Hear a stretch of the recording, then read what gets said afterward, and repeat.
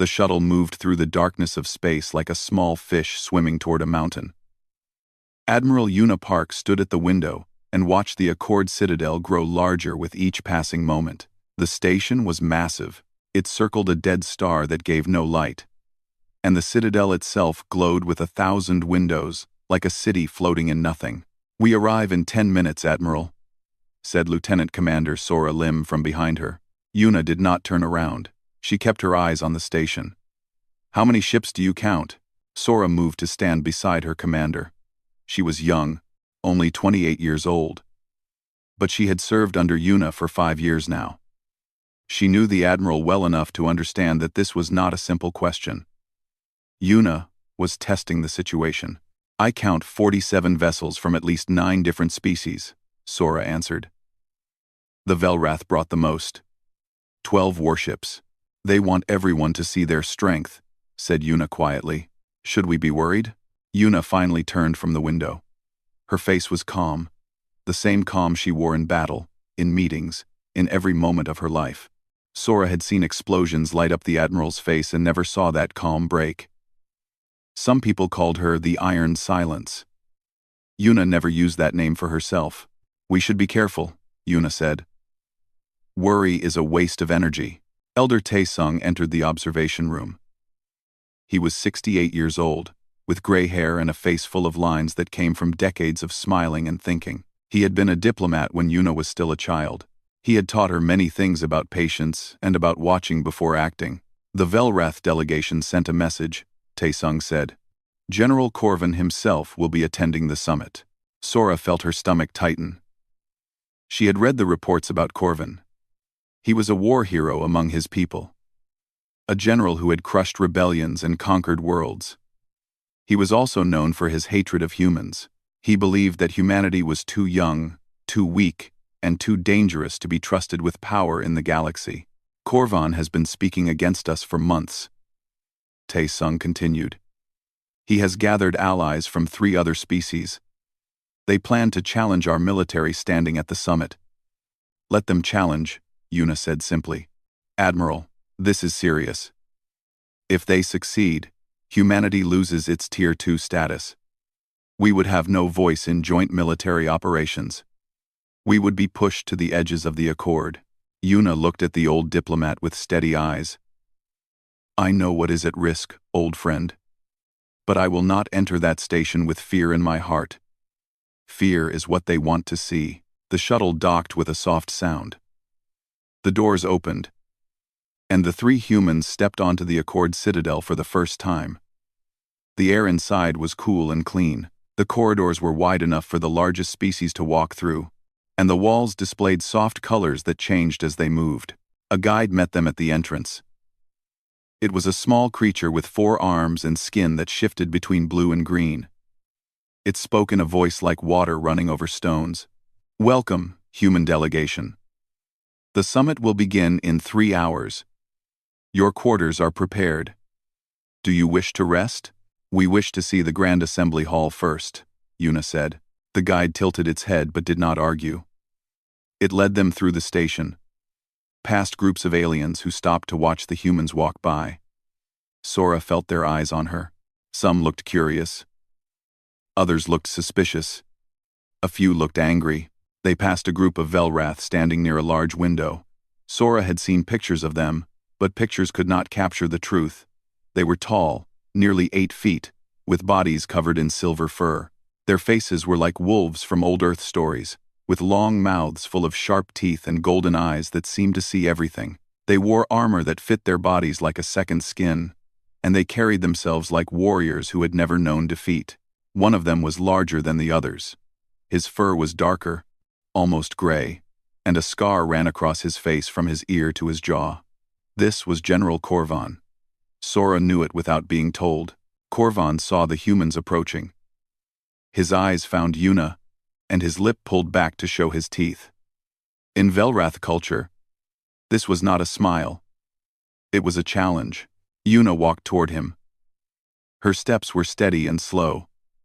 She stopped a few feet away and gave a small bow of her head. This was the proper greeting between military officers of different species. "General Corvin," she said. I am Admiral Una Park, of the United Earth Defense Force. I hope we can work well together at this summit. Corvin said nothing. He looked at her for a long moment, then turned his back and walked away. His officers followed without a word. The insult was clear.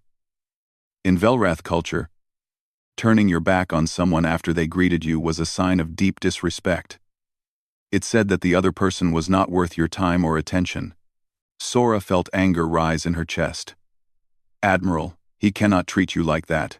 There must be rules about diplomatic behavior. There are, Taesung said quietly, but the Velrath are powerful, and Corvin is a hero to his people. The Accord will not punish him for rudeness. Una watched Corvin walk away. Her face showed nothing. Let him play his games. We did not come here to make friends. We came here to do our duty. They continued to the Grand Assembly Hall. It was a massive circular room with seats rising in levels all around a central floor. Thousands could sit here. Hundreds of species could meet and talk and make decisions that would shape the galaxy. Sora looked around with wonder. This is where the future is decided. This is where the future is argued about, Taesung corrected. The real decisions happen in quiet rooms and private meetings.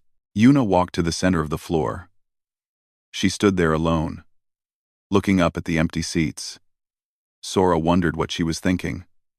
Was she imagining the challenge that would come? Was she preparing herself for battle? Then Sora noticed something. Across the hall, in the shadows of an upper level, a small figure was watching them. It was a Velrath, but tiny. A child. A cub. The cub had silver fur like starlight, and eyes that were more gold than amber. He sat perfectly still, watching Una with an intensity that seemed strange for one so young. Una noticed him too. She did not wave or smile. She simply looked back at him for a moment. Then she turned and walked toward the exit. Come, she said. We should rest before the summit begins. Tomorrow will be a long day. But Sora looked back one more time at the cub. He was still watching them, still sitting in perfect stillness. There was something in his eyes that she could not name. It was not curiosity. It was not fear. It looked almost like recognition. The summit would begin in the morning, and everything would change. But none of them knew it yet. They did not know that the smallest voice in the hall would speak the largest truth. They did not know that a cub's whisper would echo through the galaxy. For now, they walked to their quarters through corridors full of aliens who watched them pass. For now, they were just 3 humans in a station full of species who doubted them. But morning would come, and with it, a moment that no one would ever forget. The Grand Assembly Hall was full when Una entered the next morning. Thousands of delegates sat in the rising seats, their voices creating a low sound like distant thunder. Colors moved everywhere as different species talked and argued and waited for the summit to begin. Sora walked one step behind Una, her eyes moving across the crowd. She saw the Velrath sitting together in a large group on the eastern side of the hall. General Corvan sat in the front row, his golden eyes fixed on the central floor. Other species sat in their own sections. Some Sora recognized from her studies. Others were new to her. Stay calm, Una said quietly without looking back. Whatever happens today, stay calm. Yes, Admiral. They took their seats in the human section. It was small, only 12 chairs, because humanity was still new to the Accord. Elder Taesung sat on Yuna's left side. He nodded to delegates from other species who looked their way. A loud tone filled the hall, and the voices went silent. A creature made of living light floated to the center of the floor. This was the speaker, a being chosen by the Accord to guide the summit meetings. It had no body, only brightness that shifted and changed. The quinquennial military summit is now open, the speaker announced. Its voice came from everywhere at once. We gather to discuss the defense of our united peoples.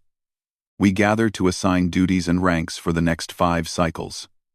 Let us begin with the first matter. Also, the morning passed slowly. Delegates talked about patrol routes and supply chains.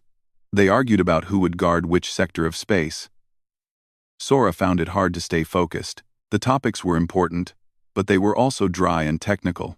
Then the speaker called for matters of military standing. Sora saw movement in the Velrath section. General Korvan stood.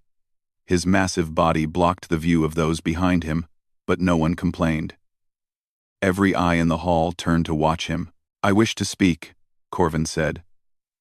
His voice was deep and rough, like stones grinding together. "The floor recognizes General Korvan of the Velrath Dominion," the speaker said. Korvan walked down to the central floor.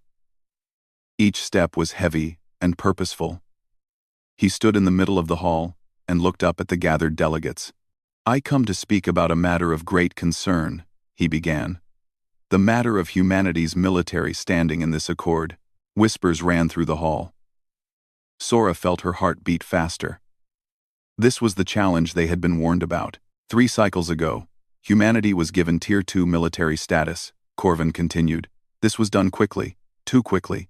They had barely joined the accord before they were given power over joint operations. This was a mistake. He turned slowly, making sure every section of the hall could see his face. What battles have humans won? What enemies have they crushed? They fought among themselves for thousands of years. They nearly destroyed their own planet, and now we give them command authority? He laughed, but there was no humor in the sound. This is foolish. A delegate from another species raised a hand. General Korvan, humanity has served well in the border conflicts. Their ships and soldiers have proven capable. Capable is not enough, Korvan barked. A soldier must be more than capable. A commander must be more than capable. They must be proven. They must show their worth. He pointed toward the human section. I see their admiral sitting there. I see her rank on her uniform. But what does that rank mean? In my culture, rank is earned through blood and victory. In my culture, rank is proven. The hall was very quiet now. Everyone was watching. Korvan smiled, showing all his teeth. I invoke the right of Koresh. The whispers became shouts. Several Velrath in the audience stood. Even the speaker seemed surprised, its light flickering rapidly. General Korvan invokes the ancient right, the speaker said after a moment. Koresh allows any delegate to demand proof of another's military standing. This is a recognized tradition of the Velrath people, accepted by the Accord. Taesung leaned close to Yuna. This is a trap. He wants to humiliate you in front of everyone. You do not have to accept. Taesung. Taesung leaned close. Taesung leaned close to Yuna. You do not have to accept. Yuna did not answer. Her eyes were fixed on Korvan. Admiral Yuna Park of the United Earth Defense Force, Korvan called out. I challenge you to prove your rank. Stand before this assembly and show us why you deserve to command alongside true warriors. Every eye turned to the human section. Sora felt the weight of their stares, like a physical force. She wanted to stand up and shout at Korvan. She wanted to defend her admiral. But Yuna had told her to stay calm. For a long moment, Yuna did not move. She sat perfectly still in her chair, her hands resting on her knees. Sora noticed that her hands were not shaking. They were not moving at all. In 5 years, Sora had learned that this was a sign. When Yuna's hands went completely still, it meant she was at her most focused, her most dangerous. Taesung started to rise. I will speak for the Admiral. I will present humanity's military record, and... Yuna placed a hand on his arm, stopping him. Then she stood. The hall went silent as she walked down to the central floor. She was so much smaller than Korvan. He stood nearly 3 feet taller than her, and his body was thick with muscle. Next to him, she looked like a child standing before a monster. But she did not look afraid. She did not look angry. She looked calm, like the surface of still water. She stopped a few feet from Korvan and looked up at him. Their eyes met. Admiral Yuna Park, Korvan said with a sneer. I have heard your people call you the Iron Silence. I wonder, is that because you have nothing to say? Or because you know that anything you say will prove how weak you are? Yuna did not answer. Korvan stepped closer. In Velrath culture, we do not give respect to those who hide behind silence. We do not give respect to those who cannot prove themselves. I am a general. I have won 47 battles. I have led armies that conquered worlds. My name is written in the histories of my people." He leaned down, bringing his face close to hers. "What are you, human? What have you done?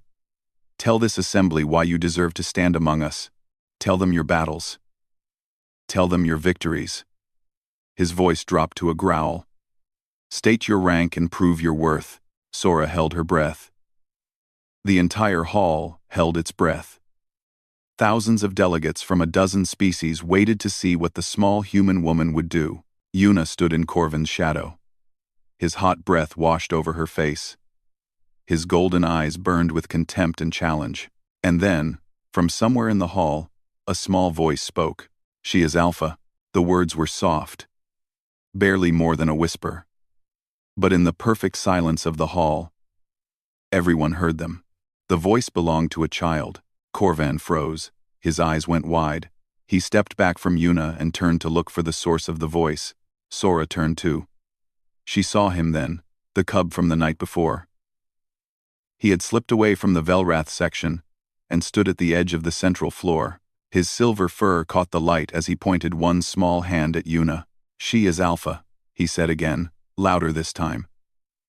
His golden eyes were fixed on Yuna with absolute certainty, and the hall fell silent at once, a silence deeper than before, a silence that seemed to stop time itself. Because among the Velrath, a cub's judgment was sacred. Before they grew old enough to learn politics and prejudice, cubs could see what adults could not. They could sense true leadership, true strength, true power. And this cub, this tiny child with starlight fur, had looked at a human and named her Alpha. No one moved. No one spoke. The galaxy seemed to hold its breath. Yuna stood alone in the center of the hall, with a general's hatred before her and a child's truth behind her. And everything changed. The silence in the Grand Assembly Hall was unlike anything Sora had ever experienced. It was not just quiet. It was heavy, like a weight pressing down on everyone in the room. Thousands of beings sat frozen in their seats. No one moved. No one spoke. The cub stood at the edge of the central floor with his small hand still pointing at Yuna. His golden eyes had not moved from her face. He seemed unaware of the chaos he had caused. To him, he had simply spoken the truth. What else was there to say? A Velrath woman rushed forward from the audience. Her fur was the same silver as the cub's, and her face showed pure horror. This was Counselor Vera, and the cub was her nephew. "Ren," she called as she grabbed him. "Ren, you cannot be here. You must come back to your seat." But Ren did not struggle. He let his aunt pull him close, but his eyes stayed on Yuna. "She is Alpha, Aunt. Can you not see it?" Counselor Vera looked like she wanted the floor to open and swallow her whole. "I am so sorry," she said to the assembly. "My nephew does not understand. He is young. He speaks without thinking." A cub's words are sacred. The voice came from the Velrath section. An old male with white fur stood slowly. His body was bent with age, but his voice was strong.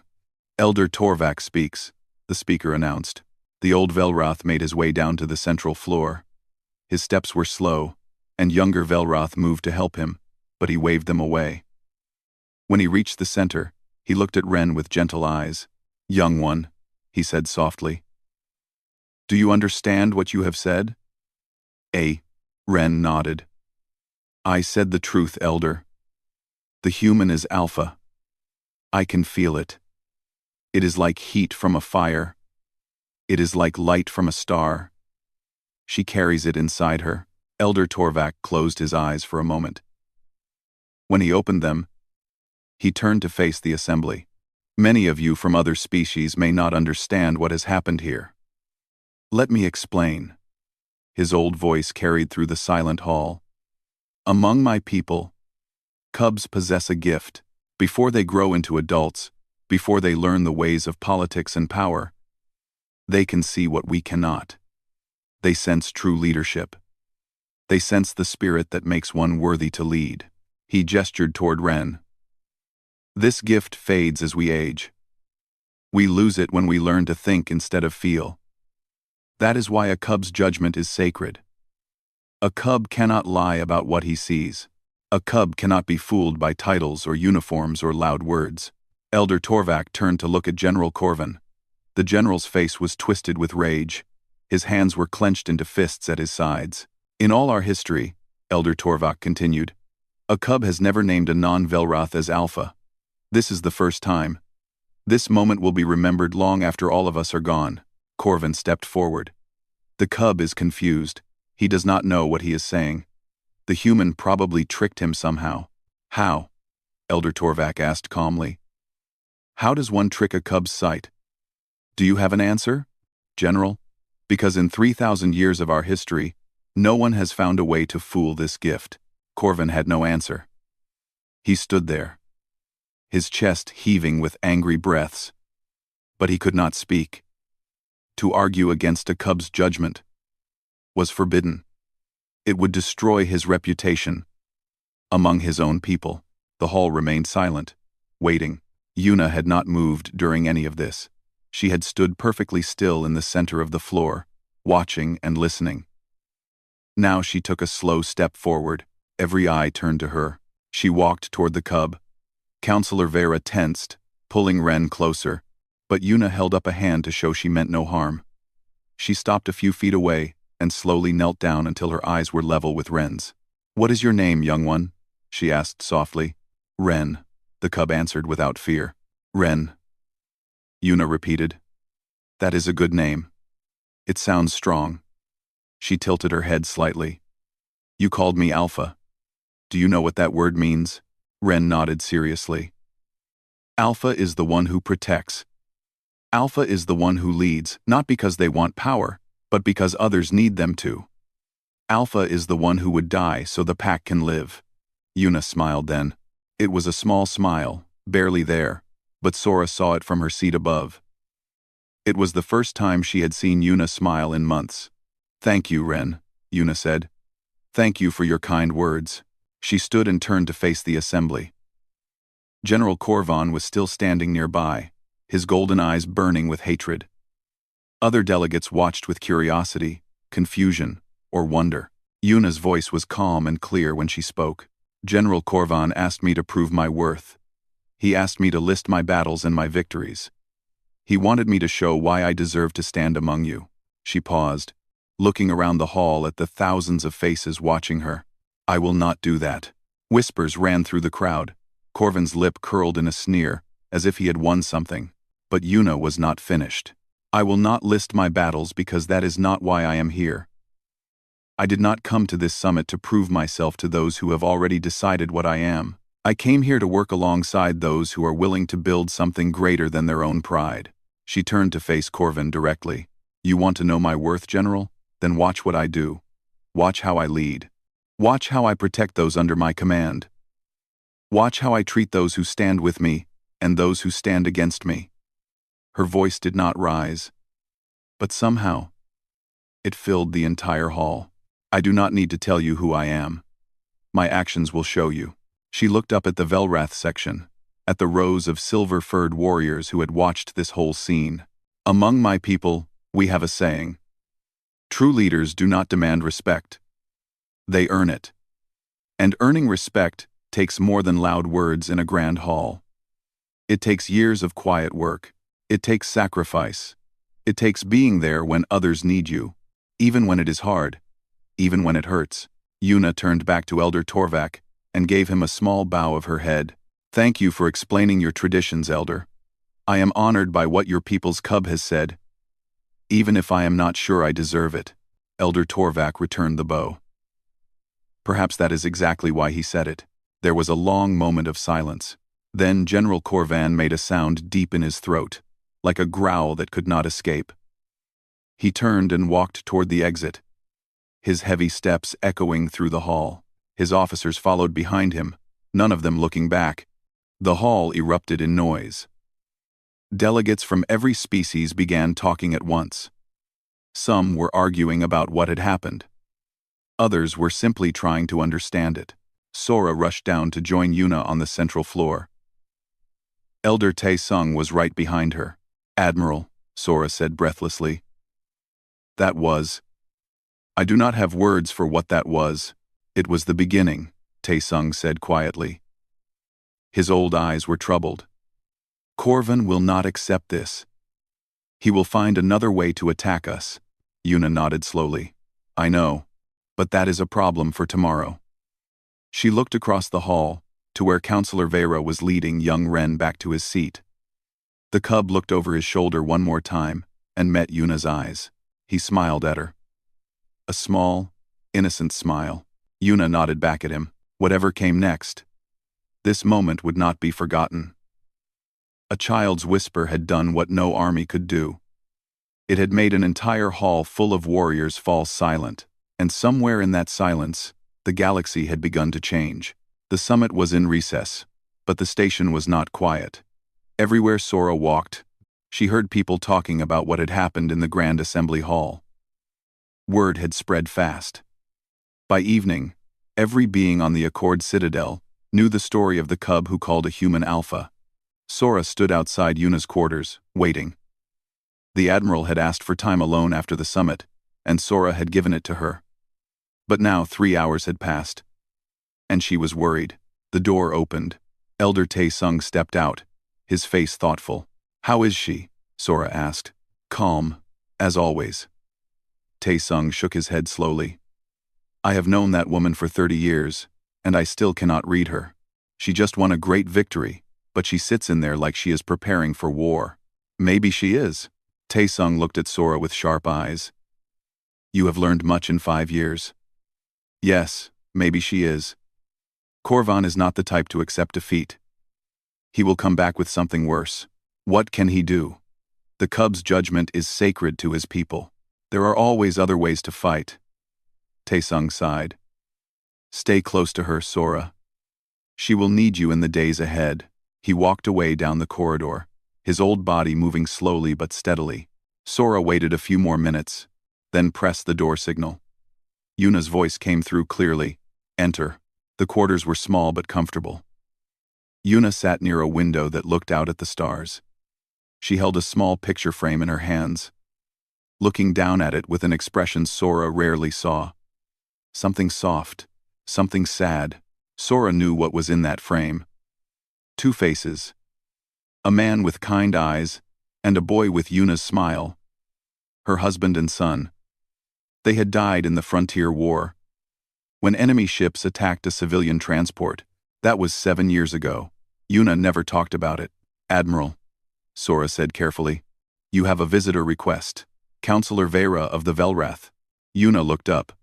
The soft expression disappeared, replaced by her usual calm. "Send her in." Counselor Vera entered a moment later. She was tall like all Velrath, with silver fur that caught the light. But unlike the warriors Sora had seen, her eyes held warmth instead of challenge. "Admiral Park," Vera said, bowing her head. "Thank you for seeing me. Please sit." Yuna gestured to a chair. "I assume you have come about your nephew." "I assume you have come about your nephew." Vera sat down heavily.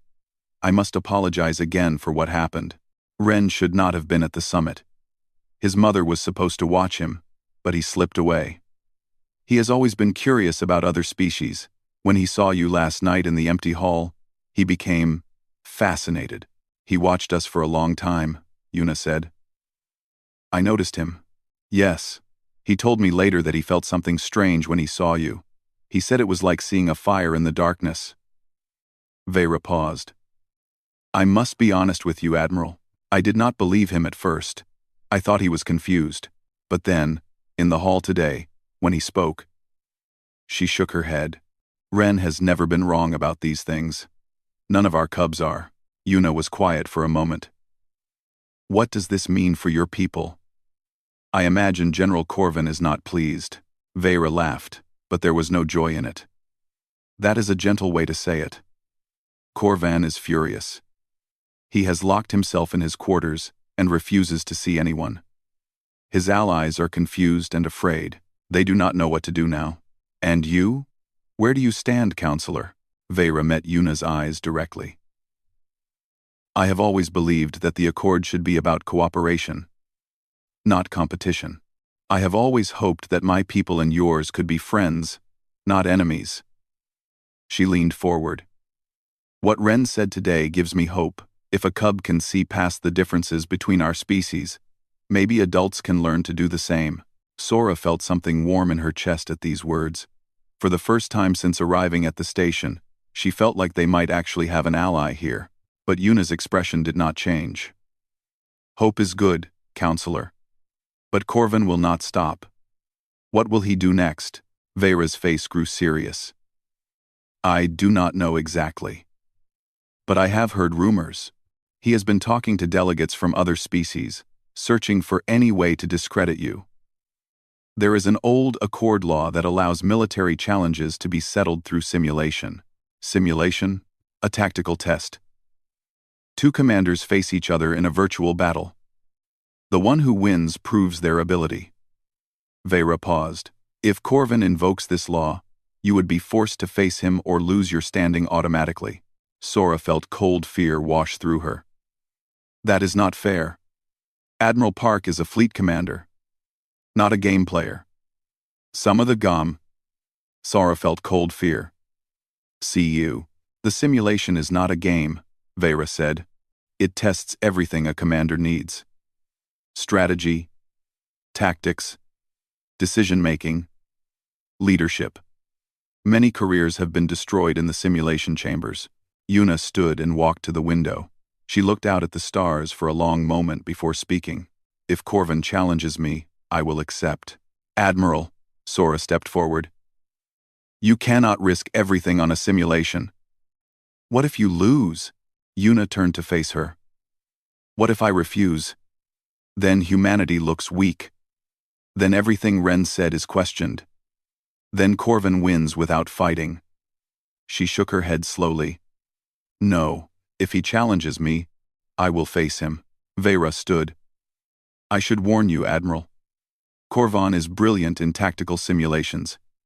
He has never lost. His strategies have been studied in Velroth war academies for decades. Then I will have to show him something he has never seen before.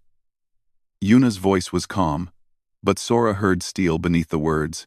After Vera left, Sora stayed with the Admiral. They sat in silence for a while, looking out at the stars. Admiral, Sora finally said, may I ask you something? Yes. Are you afraid? Yuna considered the question carefully. Fear is natural. It keeps us alive. But fear cannot make decisions. Only clear thinking can do that. She looked at Sora with steady eyes. Yes, I am afraid. I am afraid of failing the people who depend on me. I am afraid of letting humanity down. But I will not let that fear stop me from doing what must be done. Sora nodded slowly. What do we do now? Yuna turned back to the window. Her reflection was pale against the dark glass. Now we prepare. Corvin has fought enemies who think the way he does. He has fought enemies who believe that power means aggression, that strength means force, that victory means destruction. She paused. Humans do not fight that way. We learned to fight by fighting each other for thousands of years. We learned that sometimes the greatest victory comes from sacrifice. We learned that the best way to win is to make your enemy destroy himself. She pulled up a display on the wall. Data began scrolling across it. Military history. Human military history. Wars and battles and strategies from thousands of years. Corvin thinks we are weak because we are young, Yuna said. He does not understand that our youth is our strength. We have not had time to become comfortable. We have not had time to believe we are unbeatable. We still remember what it means to fight for survival. Sora watched the display. She saw ancient battles and modern ones. She saw strategies that no other species in the galaxy had ever used, because no other species had spent so long fighting themselves. Will it be enough? She asked quietly. Yuna did not answer for a long time. Finally, she spoke. We will find out soon, but I promise you this, Sora. Whatever happens, I will not let Corvin walk away thinking that humans are weak. Even if I lose, he will learn what we are made of. Outside the window, the dead star gave no light. But somewhere beyond it, billions of humans waited, not knowing that their future was being decided on a station in the darkness. And in her quarters, the iron silence began to prepare for war. The tactical simulation chamber was the largest room on the Accord Citadel. It was built like an arena, with seats rising in circles around a central platform. Above the platform, holographic displays would show the battle as it happened. Two command stations faced each other across the floor, each with controls and screens that allowed the commanders to direct virtual fleets. Every seat was full. Delegates from all 12 species had come to watch. This was more than a tactical test now. This was history being made. Sora sat in the human section with Elder Taesung. Her hands were pressed together in her lap, and she could not stop them from shaking. Nearby, Counselor Vera sat with young Ren beside her. The cub's golden eyes were fixed on the central floor with the same intensity as before. General Korvan entered from one side of the chamber. He wore full battle armor, as if he were going into real combat. His officers followed behind him, their faces proud and certain. They had seen their general win many times. They expected to see him win again. Yuna entered from the other side. She wore her standard uniform, simple and clean. No armor, no weapons. Sora behind her. Tae sung at her side until they reached the floor. Then she walked alone to her command station. The speaker appeared in the center of the chamber, its light filling the space between the two commanders. This tactical simulation has been called under Article 7 of the Accord Military Code, the speaker announced. General Korvan has challenged Admiral Park to prove her tactical ability. Both commanders have agreed to the challenge. The winner will be determined by total strategic victory. Korvan's voice boomed across the chamber. I want everyone to watch carefully. Watch how a true warrior fights. Watch how a true commander leads. He looked directly at Yuna. And watch how a human fails. Yuna said nothing. She simply took her position at the command station and began reviewing the starting conditions on her screens. The simulation began. Above the platform, the holographic display came to life. It showed two fleets facing each other across a field of stars. Korvan's fleet was on the left, displayed in red. Yuna's fleet was on the right, displayed in blue. Each commander controlled the same number of ships, the same types of vessels, the same resources. Korvan moved first. His fleet surged forward in a wave of aggressive force. This was Velroth doctrine, the way they had fought for thousands of years. Overwhelming power. Swift attack. Crush the enemy before they can react. The audience watched as Korvan's red ships tore into Yuna's formation. Several blue ships vanished from the display, destroyed in the first moments of battle. Cheers rose from the Velroth section. Korvan's allies smiled and nodded to each other. Sora felt sick. It was happening so fast. Yuna's fleet was being pushed back, taking losses, falling apart. But then she noticed something. Elder Taesung had leaned forward, his old eyes bright with sudden understanding. Watch, he whispered. Watch her formation. Sora looked more closely at the holographic display. Yuna's fleet was retreating. Yes, but it was not running away. It was separating, breaking into smaller groups. Each group was pulling Korvan's forces in a different direction. Korvan saw it too. He snarled and pushed his attack harder. His fleet chased the retreating human ships, spreading out to catch them all. But that was exactly what Yuna wanted. Suddenly, the blue ships stopped running. They turned, and from hidden positions throughout the battlefield, more blue ships appeared. They had been waiting, dark and silent, their signals hidden. Now they lit up like stars being born. Korvan's fleet was surrounded. The crowd gasped. Korvan's eyes went wide with shock, then narrowed with fury. He began issuing commands rapidly, trying to pull his scattered forces back together. But Yuna had planned for this too. Every time Korvan's ships tried to regroup, blue ships were there to stop them. Every time he thought he found an escape route, it closed. The human admiral had turned his own aggression into a trap. The battle became a dance. Korvan fought with all his skill, trying to break free from the closing net. He was brilliant, there was no doubt about that. He sacrificed ships to create openings. He used every trick in Velrath tactical doctrine, but Yuna was always one step ahead. Then came the moment that no one expected. Corvin had managed to concentrate his remaining forces for one final push. If he could break through Yuna's center, he could still salvage a draw. Maybe even a victory. He gathered his strongest ships and aimed them like an arrow at the heart of her fleet. At the heart of her fleet was her flagship. The ship where, in a real battle, she would be standing. Yuna did not pull her flagship back. She did not protect it. Instead, she moved it forward, alone. Sora jumped to her feet. What is she doing?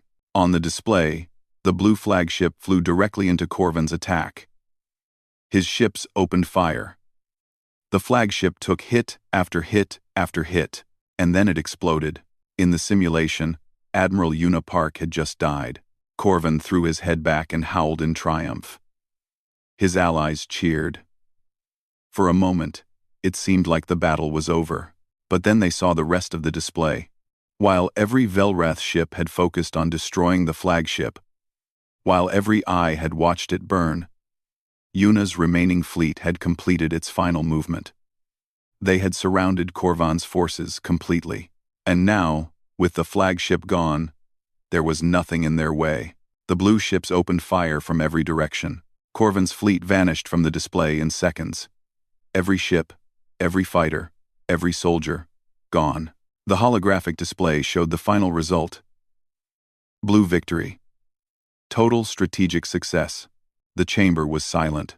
Corvin stood at his command station, his hands still on the controls, staring at the empty space where his fleet had been.